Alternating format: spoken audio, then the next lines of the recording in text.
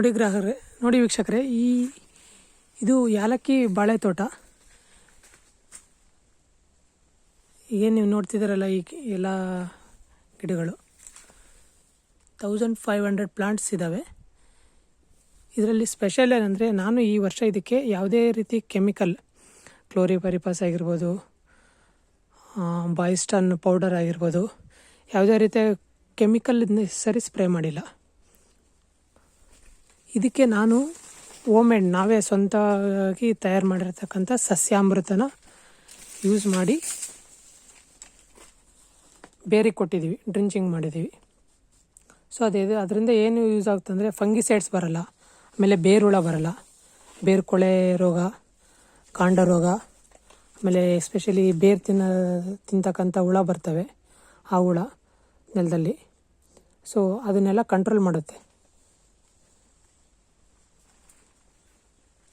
ಈ ಸರಿ ನಾನೆಲ್ಲ ಪ್ಯೂರ್, ಎಲ್ಲ organic products plus 30% fertilisers use ಮಾಡ್ಕೊಂಡಿದ್ದೀನಿ. ಬಟ್ ಯಾವುದೇ ಇರ್ತಕ್ಕಂಥ ಕೆಮಿಕಲ್ಸ್ ಸ್ಪ್ರೇ ಮಾಡಿಲ್ಲ.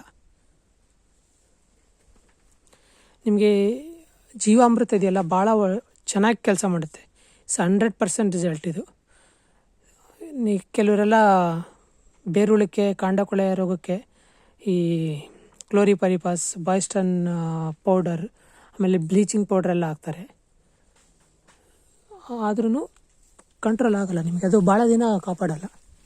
ಯಾಕಂದರೆ ಇದು ಬಾಳೆ ಅನ್ನೋದು ವರ್ಷಾನುಗಟ್ಟಲೆ ಬೆಳೆ. ಇದು 1 year, 2 year, 3 years up to 4 yearsವರೆಗೂ ಇರುತ್ತೆ. ಸೊ ಹಾಗಾಗಿ ನಾವು ಇದಕ್ಕೆ ಪರ್ಮನೆಂಟ್ ಸೊಲ್ಯೂಷನ್ ಕೊಡಬೇಕು. ಸೊ ಸಸ್ಯಾಮೃತನ ಯಾವ ಥರ ತಯಾರು ಮಾಡಬೇಕು ಅನ್ನೋದನ್ನ ನಾನು ನಿಮಗೆ ನೆಕ್ಸ್ಟ್ ವೀಡಿಯೋದಲ್ಲಿ ಹೇಳ್ಕೊಡ್ತೀನಿ.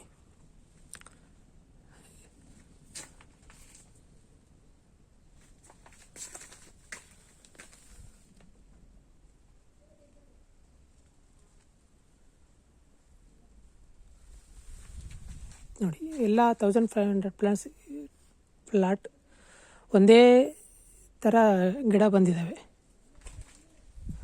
ಆಮೇಲೆ ಇದಕ್ಕೆ ನಾನು ಫರ್ಟಿಲೈಸರ್ಸ್ ಜೊತೆಗೆ ಎಣ್ಣೆ ಯೂಸ್ ಮಾಡಿದ್ದೀನಿ. ಕಾಣಿಗೆ ಎಣ್ಣೆ, ಬೇವಿನ ಎಣ್ಣೆ, ಆಮೇಲೆ ಹರಳೆ ಎಣ್ಣೆ, ಹತ್ತಿ ಎಣ್ಣೆ, ಆಮೇಲೆ ಭತ್ತದ್ದು ಒಟ್ಟು ಬರುತ್ತಲ್ಲ ಅದರದ್ದು ಎಣ್ಣೆ, ಸೊ ಬೇವಿನ ಎಣ್ಣೆ,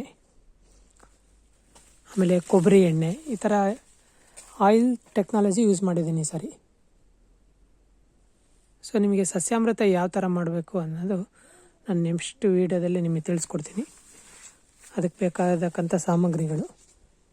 ಸೊ ಇದನ್ನು ನೀವು ಫಾಲೋ ಮಾಡಿದ್ರೆ ನಿಮಗೆ ಒಳ್ಳೆಯ ರಿಸಲ್ಟ್ ಸಿಗುತ್ತೆ. ನಾನು ಈ ಸರಿ ಬಾಳೆ ಗಿಡಕ್ಕೆ ಪ್ರಯೋಗ ಮಾಡಿದ್ದೀನಿ. 3 yearsಯಿಂದ ಪ್ರಯೋಗ ಮಾಡಿದ್ದೀನಿ. 3 years ಬ್ಯಾಕು ನಾವು ಪ್ಲಾಂಟೇಶನ್ ಮಾಡಿದ್ದೆ.